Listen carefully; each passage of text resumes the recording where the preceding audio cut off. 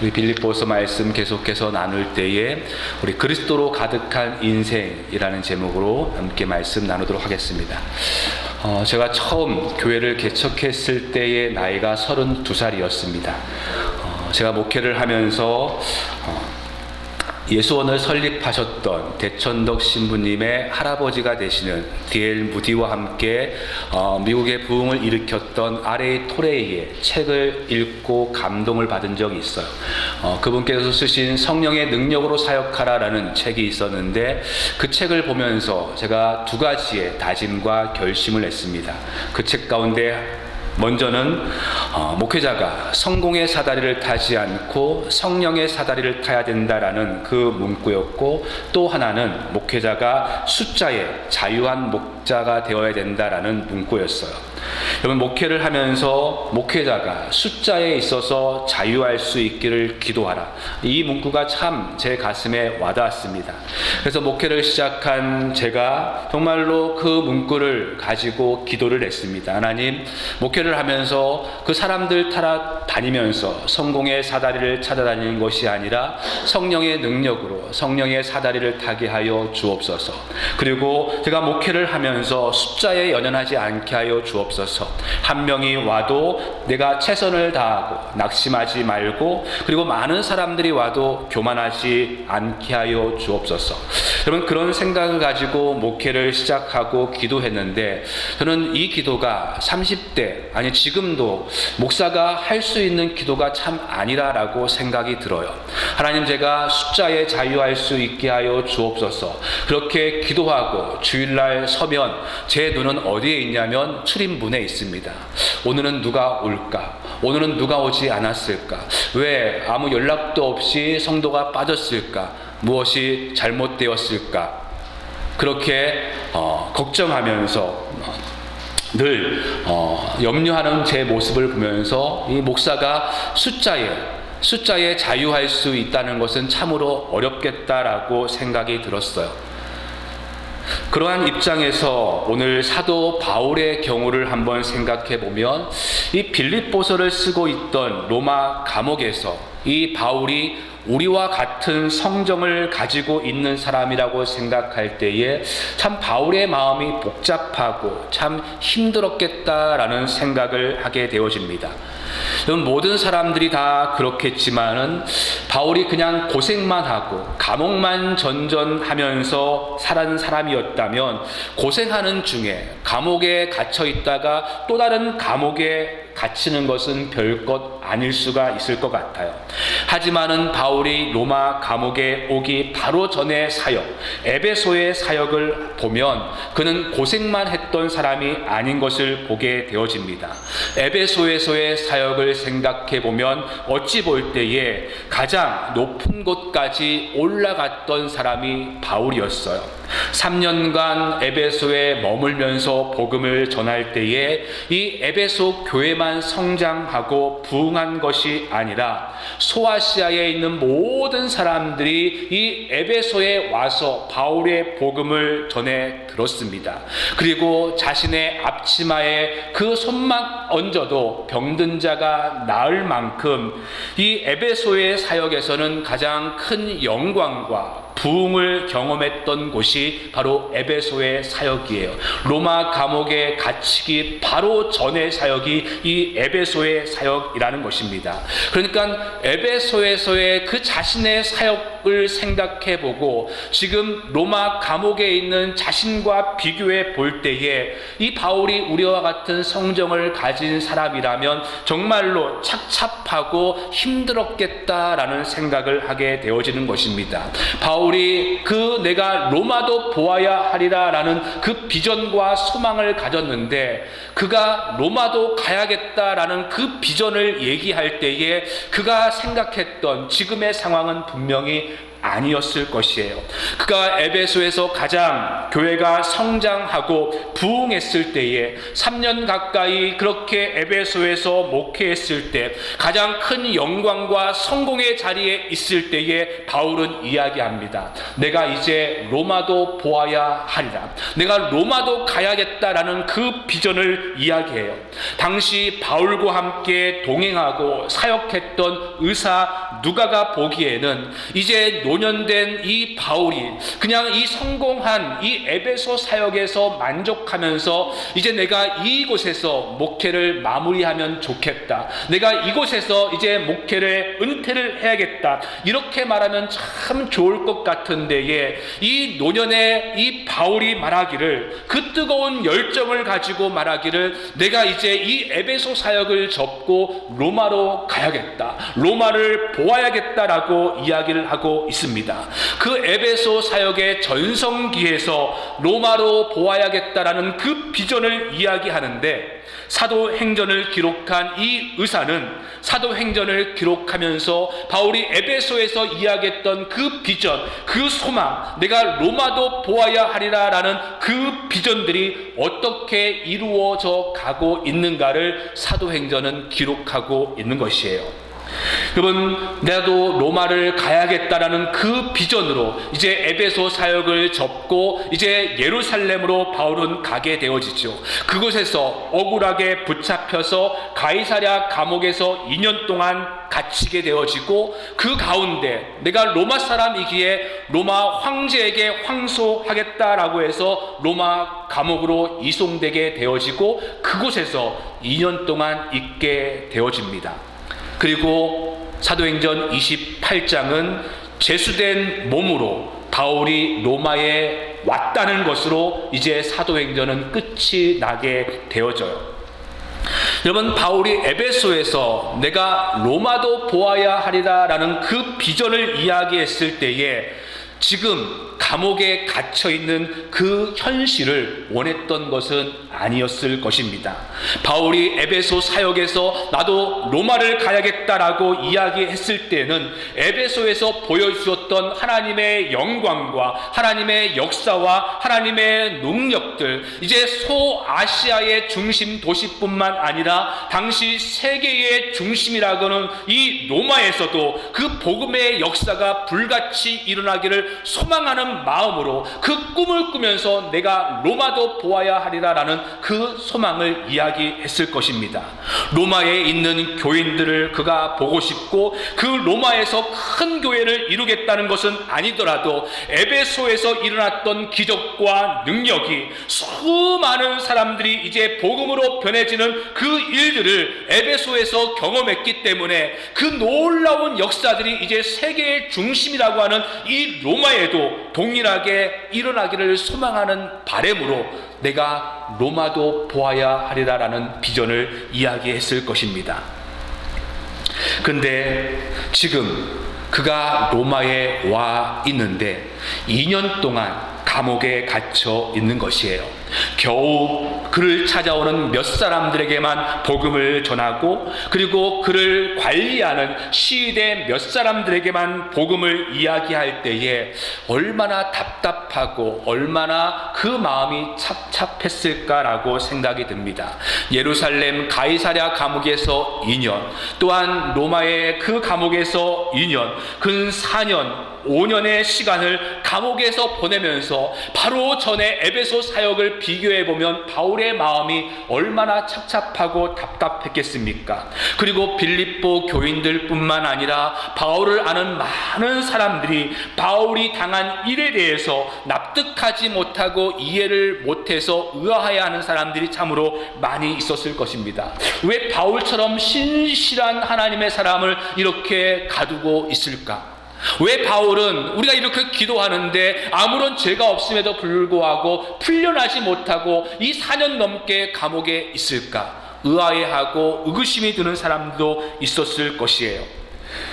그런데 오늘 바울은 그러한 사람들에게 편지를 보면서 내가 당한 이 일에 있어서 바울은 말하기를 17절에 이렇게 말하고 있죠. 내가 기뻐하고 기뻐한다라고 말하고 있습니다.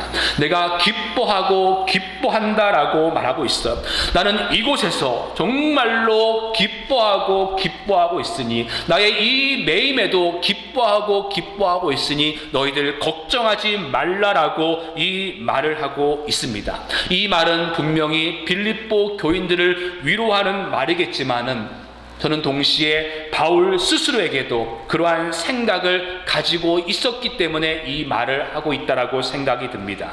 저는 솔직히 잘 모르겠습니다. 바울이 처음부터 나는 감옥에 갇혀서 한 사람에게 복음을 전하더라도 나는 상관이 없다, 그러한 생각을 처음부터 가졌는지, 아니면 그 오랜 감옥 생활을 하면서 그 속에 수많은 번민과 고민과 갈등을 하면서 내가 지금 이러고 있으면 안 되는데, 에베소 사역처럼 더 많은 사람들에게 복음을 전해야 되는데, 그러한 수많은 갈등들을 가지고 하나님 앞에 치열한 영적인 싸움의 결과로 이제 나는 정말로 만족하고 기뻐한다, 그렇게 고백했는지는 잘 모르겠지만은, 바울은 자신의 이 매여있는 상황을 보면서 오늘 편지하기를 기뻐하고 기뻐한다라고 말하고 있어요. 그러면서 왜 내가 이 매임에도 기뻐하고 기뻐하는지를 두 가지로 우리에게 설명하고 있는데, 그 첫 번째가 13절의 말씀이죠. 우리 13절 한번 읽어보실까요? 시작. 이러므로 나의 매임이 그리스도 안에서 모든 시대 안과 그 밖의 모든 사람에게 나타났으니. 여러분, 바울이 자신의 매임에도 기뻐할 수 있었던 첫 번째 이유를 이야기할 때에 시대 안과 밖에 복음의 역사가 나타났기 때문이다라고 말하고 있습니다. 여기 시대는 로마 황제의 호위 군사를 가리키고 있죠. 기록에 의하면 로마 황제의 시대는 대부분 유력한 집안의 자식들이었고, 그리고 로마 정실에 투철한 사람이었습니다. 그래서 그 시대는 숫자만 10,000명 정도의 소수의 엘리트 부대였다고 이야기해요. 로마 후기에 가서든 이 시대의 권력이 막강해서 오히려 황제의 힘보다 더 강력했기 때문에 황제를 폐위시키기도 하고 새로 세우기는 하는 그 세력이 정말로 막강한 사람들이었습니다. 근데 바울이 그들 가운데 복음을 전할 수 있었다는 것이에요. 바로 자신이 매여 있는 신분이었기 때문에 이들에게 복음을 전할 수 있었다는 것입니다. 이번 당시 바울이 로마 감옥에 갇혀 있는데, 이 로마 감옥이라는 것이 우리가 생각하는 그러한 감옥이 아니라 사실은 가택연금이죠. 자신이 어떠한 집을 렌트해서 그 집에 머물고 그 집을 하루에 16명의 그 시대가 돌아가면서 지키게 되어 있었습니다. 여러분, 그러니까 바울이 이들에게 16명이 하루에 24시간씩 돌아가면서 자신을 지켰을 때에 바울이 그들에게 했던 일이 무엇이겠습니까? 오늘 본문에서는 기록되고 있지 않지만은 바울의 모습들과 또한 사도행전 28장에서의 그 바울의 마지막 이야기를 보면 바울은 이들에게 복음을 증거했던 것 같아요. 여러분, 사도행전 28장 마지막 절 한번 읽어보실까요? 시작. 바울이 온 이태를 자기 셋집에 머물면서 자기에게 오는 사람을 다 영접하고 하나님의 나라를 전파하며 주 예수 그리스도에 관한 모든 것을 담대하게 거침없이 가르치더라. 여러분, 바울이 이보다 더 좋은 기회가 어디에 있겠습니까? 지금 바울을 지키고 있고 바울을 잡고 있는 이들은 로마의 정신이고 로마의 미래입니다. 지금 이들에게 바울은 복음을 전하고 있는 것이에요. 그들은 6시간 동안 꼼짝없이 바울의 말을 들어야 됐습니다. 로마의 시위대는 바울을 묶고 있었지만은, 로마의 시위대는 바울을 쇠사슬로 묶고 있었지만은 바울은 이들을 복음으로 묶고 있는 것이에요. 그래서 그것을 향해서 오늘 바울은 말하기를 나의 매임으로 인하여서 모든 시대 안과 밖으로 복음이 진보되었기에 나는 이 일로 기뻐하고 기뻐한다라고 말하고 있는 것입니다. 여러분, 그래서 기록에 의하면 이 시대와 로마의 고관들에게 복음이 전파되어진 결과 AD 64년 네로 황제의 박해 때는 네로의 삼촌과 그리고 네로의 친척들이 예수님을 믿었죠. 그리고 요한계시록의 배경이 되어지는 그 도미티아누스 황제 때 가장 많은 핍박과 순교자가 일어났을 때에 이 도미티아누스의 어머니와 그의 딸들이 기독교인이었습니다. 그리고 많은 신하들이 기독교인이 되었다는 증거들이 있어요. 뿐만 아니라 빌립보서 4장 22절에 편지를 마무리하면서 빌립보 교인들에게 이제 이러한 사람들이 너에게 문안한다라고 할 때 이렇게 말하죠.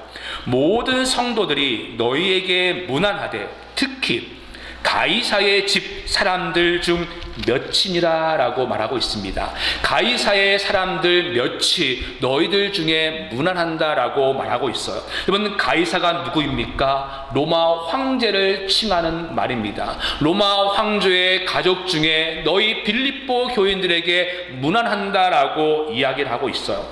여러분, 바울이 감옥에 갇혀 있었기에, 바울이 매여 있었기 때문에, 바울이 매여 있지 않으면 절대로 만날 수 없는 그 로마 황제의 시대를 그가 만나게 되었고, 그들에게 복음을 전할 수 있어서 복음의 진보가 나타났기에 나는 이 매임으로도 기뻐하고 기뻐한다라고 말하고 있는 것이에요. 여러분, 바울이 내가 비록 감옥에 있지만은 이 시대 사람들에게 복음을 증거할 수 있기에 나는 기쁘다라고 그렇게 말을 하고 있지만은, 인간적으로 생각해 볼 때에 앞서 말씀드렸던 것처럼 에베소 사역에 비교해 보면 정말로 비교가 되지 않죠.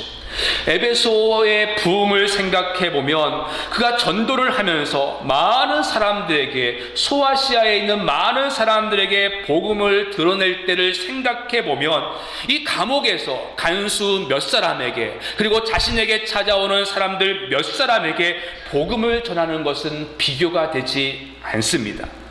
그럼에도 불구하고 바울이 내가 정말로 기뻐하고 기뻐한다라고 말할 수 있는 것은, 바울의 비전이 그냥 로마에 있었다면 절대로 이러한 말을 할 수 없었습니다.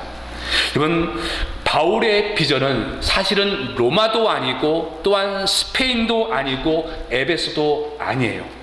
오늘 본문에서 볼 수 있는, 아니 그의 삶 속에서 볼 수 있는 바울의 비전은 그냥 복음 자체였습니다. 바울의 비전은 로마도 스페인도 아니라 그냥 예수 자신이었어요. 내가 예수를 드러낼 수 있으면, 내가 복음을 드러낼 수 있으면 그것으로 충분하다는 것입니다. 그리스도의 복음에 자기의 중심이 꽂혀 있었기 때문에 바울이 갇혀 있어서 겨우 몇 사람을 증거하든, 소아시아에서 에베소에서 수많은 사람들을 증거하든 그것은 전혀 관계가 없는 것이에요. 어떠한 상황에서도 그냥 예수만 드러나면, 복음만 드러나면 나는 충분하다. 그렇기 때문에 나는 이 매임으로도 기뻐하고 기뻐한다라고 말하고 있는 것입니다.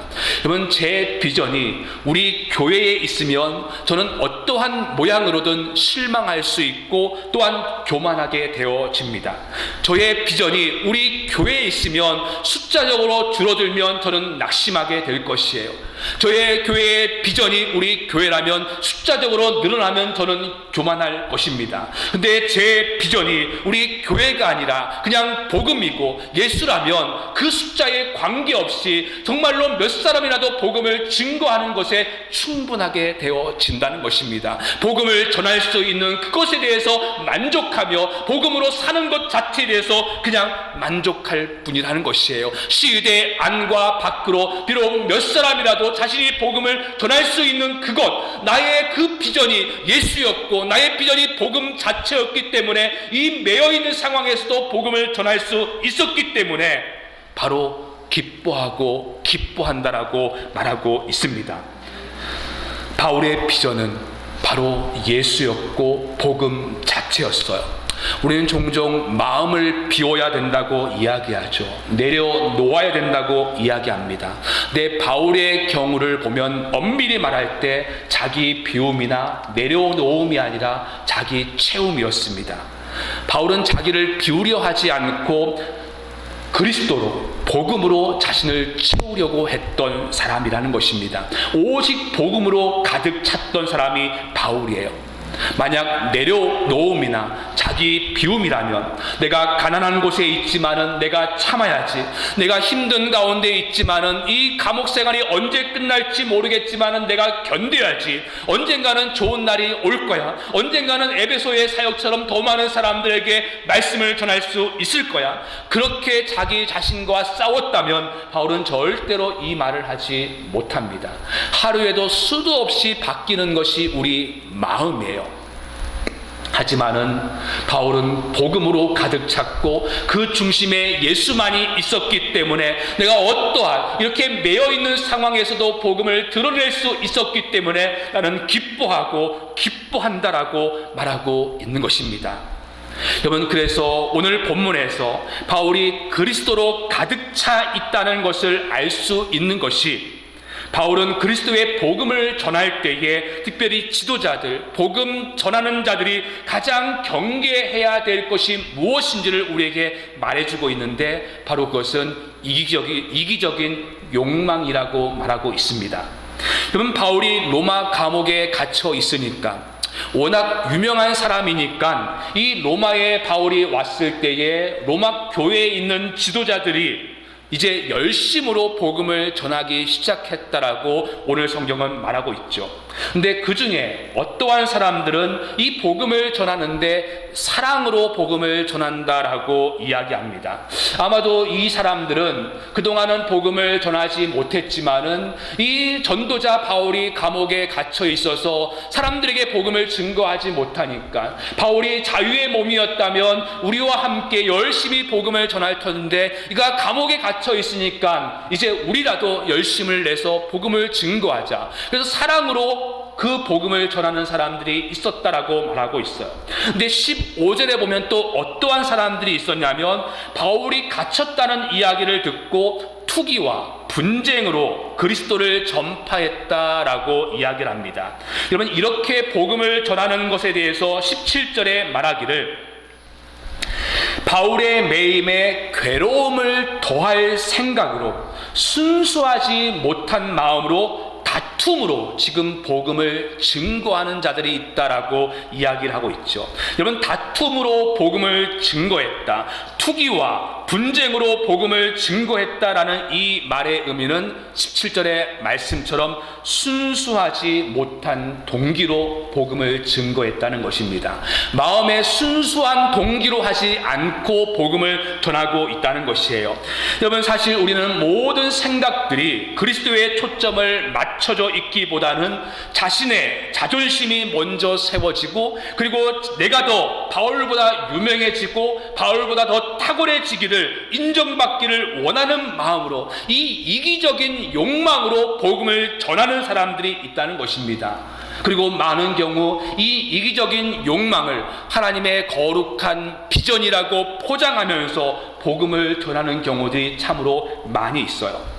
여러분, 우리가 가지고 있는 비전은 바울처럼 오직 복음밖에는 없는 것입니다. 예수밖에는 없는 것이에요. 그 복음을 통해서 내가 얼마나 크게 될까, 내가 이 복음을 통해서 우리의 교회가 얼마나 커질까, 여기에 관심을 두지 않는다는 것입니다.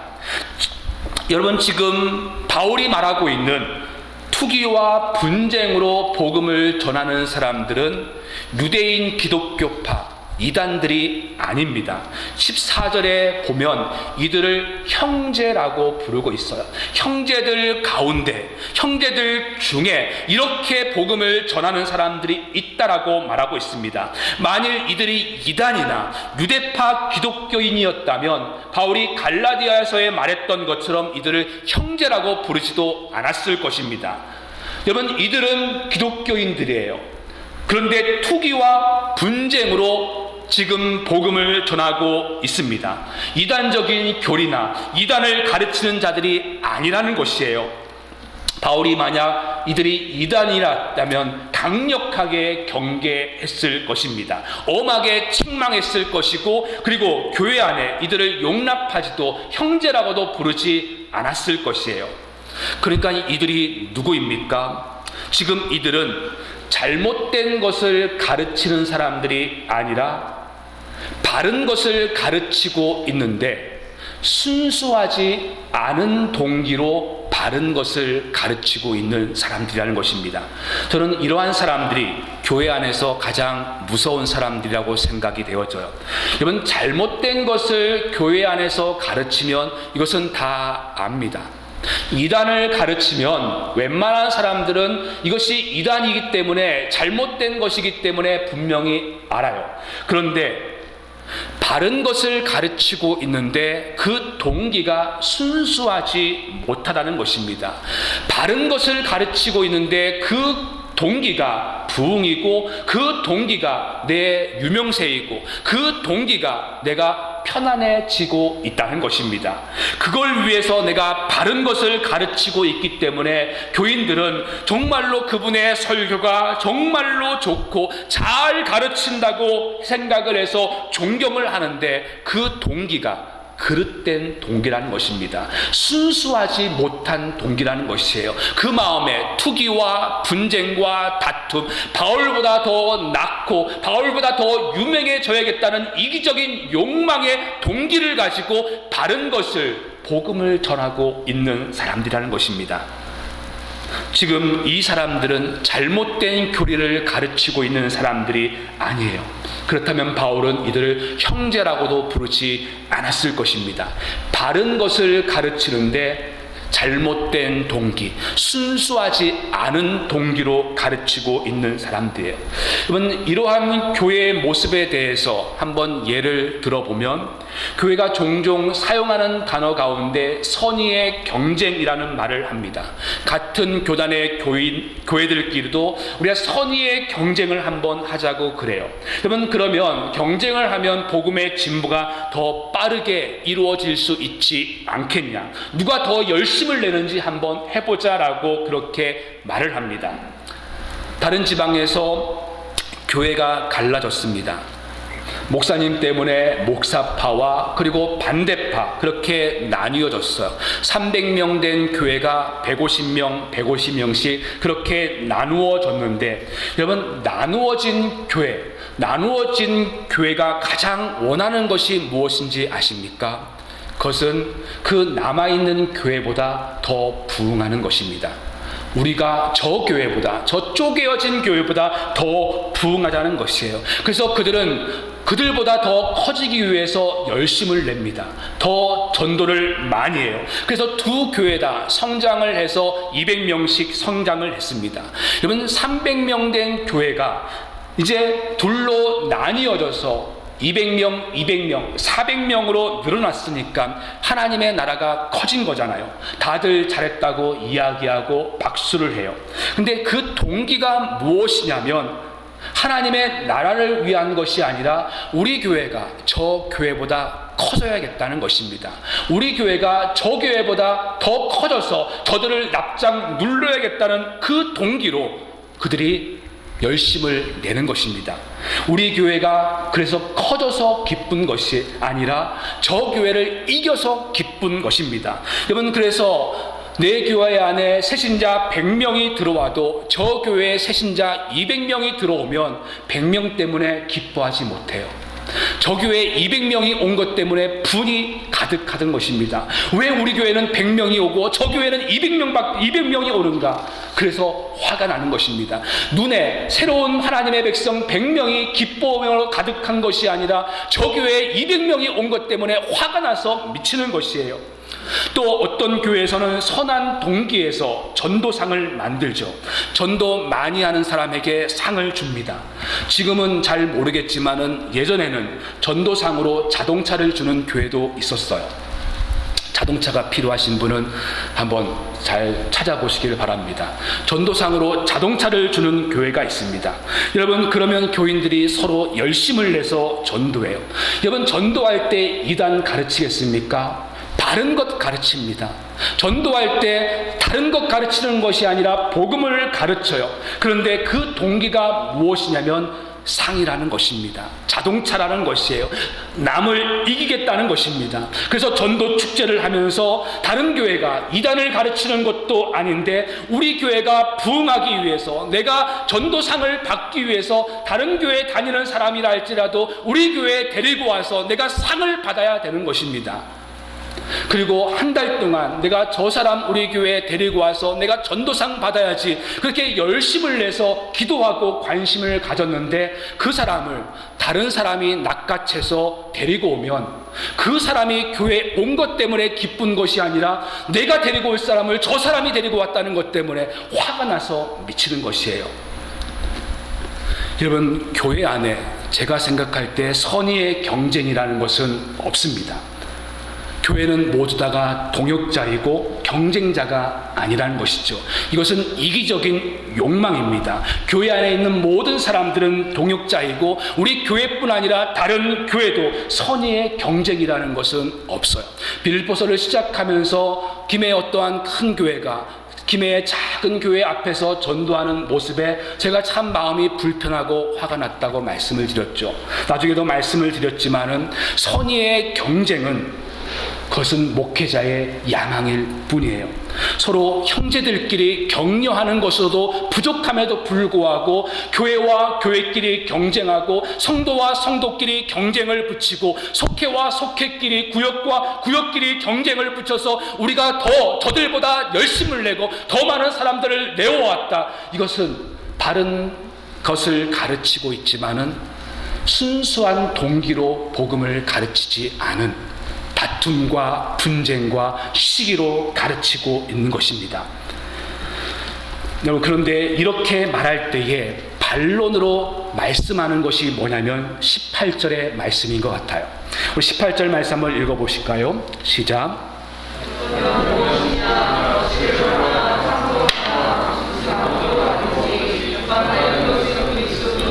이로써 나는 기뻐하고 또한 기뻐하리라. 바울도 말하기를 그냥 어떻게 하든지, 거칠어로 하든지 아니면 사랑으로 하든지 전파되는 것은 그리스도니 그냥 그리스도만, 복음만 전파되는 것 아니냐라고 그렇게 이야기를 해요. 저는 이 말도 오해가 있다고 생각하는데, 저는 이 말을 누가 하느냐에 따라서 다르다고 생각되어집니다. 교회의 부흥을 위해서, 그래서 하나님의 거룩한 비전이라고 이야기를 하면서 다른 교인들끼리라도 그냥 우리 교회에 데리고 와서 그냥 부흥하고, 그래서 그 사람이 말하기를 어떻게 전도했든지 그냥 전파되는 것은 그리스도니 그냥 기뻐하고 기뻐하십시오, 그렇게 말을 해서는 안 된다는 것입니다. 그럼 만일 이 말을 바울의 지금 대적자들이 와서, 감옥에 갇혀있는 바울에게 이 바울의 대적자들이 와서 전파되는 것은 그리스도니 그냥 만족해라라고 그들이 이야기했다면 이들은 분명히 하나님 앞에서 굉장히 꾸중을 받았을 것이라고 생각합니다. 잘못된 동기로 복음을 전했으면 제가 생각할 때는 하나님 앞에 상급이 없습니다. 저는 분명히 그렇게 생각해요. 하나님께서 기뻐하실 일이 분명히 아닙니다. 이 말은 바울이 했기 때문에 괜찮은 것입니다. 바울이 이 말을 하고 있는 것은 어차피 그리스도만 전파되면 된다는 사실을 합리화시켜서 말하고 있는 것이 아니라, 바울은 그렇게 나를 비방하고 자신들이 높아지기 위해서 복음을 전하는 그러한 사람들에게 내가 크게 연연하지 않겠다라는 자기의 신앙 고백이라는 것입니다. 정말로 나는 그리스도만 전파되면 괜찮다라고 이야기하고 있어요. 바울이 이 말을 하기까지 그 속에 어떠한 갈등과 번민이 있었는지는 모르겠지만은 바울이 그렇게 말할 수 있었던 이유는 바로 바울의 중심에, 바울의 비전이 오직 그리스도밖에 없었기 때문에 그런 것이죠. 바울의 비전이 이기적인 욕망이었다면 이러한 사람들을 보고 그는 정말로 분이 가득했을 것입니다. 어떻게 저렇게 전도할 수 있고 어떻게 나를 비방하면서 그들이 높아지기 위해서 복음을 전할 수 있을까? 분이 가득했을 것이에요. 하지만 그 속에 오직 그리스도만이 있었기 때문에 나는 괜찮다라고 이야기를 하죠. 그런데 우리는 종종 피해자가 할 말을 가해자가 하기 때문에 문제가 되는 것 같습니다. 그러니까 잘못한 사람에게, 나를 해한 사람에게 내가 용서하겠습니다. 내가 정말로 당신을 용서하겠습니다. 그리스도의 이름으로 내가 모든 것을 용서하겠습니다. 이렇게 말하면 은혜가 되어지는데, 가해자가 멀쩡하게 내가 예수 그리스도의 피로 깨끗하게 용서를 받았으니까 저는 괜찮습니다, 이렇게 말하면 그것은 은혜가 아니라 자기 합리화라는 것입니다. 이게 어떠한 의미인지는 몇 해 전에 영화로 나왔던 밀양이라는 영화에서 잘 보여주고 있는 것 같아요. 여러분, 그 영화에서 현대 교회가 가지고 있는 세상에 비추어진 모순된 모습을 우리에게 보여주고 있죠. 교회가 하지 말아야 될 말을 교회가 스스로 하고 있습니다. 교회는 우리가 잘못했다고 말해야 되는데 그것을 자꾸 나는 용서받았다라고 스스로 합리화시키고 있다는 것입니다. 교회는 잘못했다고 말을 해야 되고 세상이 괜찮다라고 말을 해야 되는데 교회가 우리는 괜찮다라고, 우리는 용서받았다라고 그렇게 합리화를 하고 있는 것입니다. 여러분, 바울은 감옥에서 어떠한 사람들이 시기와 다툼과 분쟁으로 전도한다는 이야기를 들으면서 그가 했던 고백은 결국은 그리스도가 전파되어지는 것이니 나는 괜찮다, 나는 괜찮다, 나는 정말로 기뻐한다라고 말할 수 있는 이유는 바로 그 마음의 중심에 오직 예수만이 있었고 오직 복음만이 가득 차 있었기 때문에 그런 것입니다. 이 시간 저뿐만 아니라 여러분 모두 다가 그리스도로 가득 찰 수 있기를 간절히 소망합니다. 여러분의 마음에 그리스도의 복음으로, 예수 그리스도의 용서로, 예수 그리스도의 은혜와 사랑으로 채워져서 여러분들이 어떠한 상황에 있어도 나는 기뻐하고 기뻐한다, 그 고백을 할 수 있는 저와 여러분 되기를 간절히 소망합니다. 같이 한번 기도하실까요?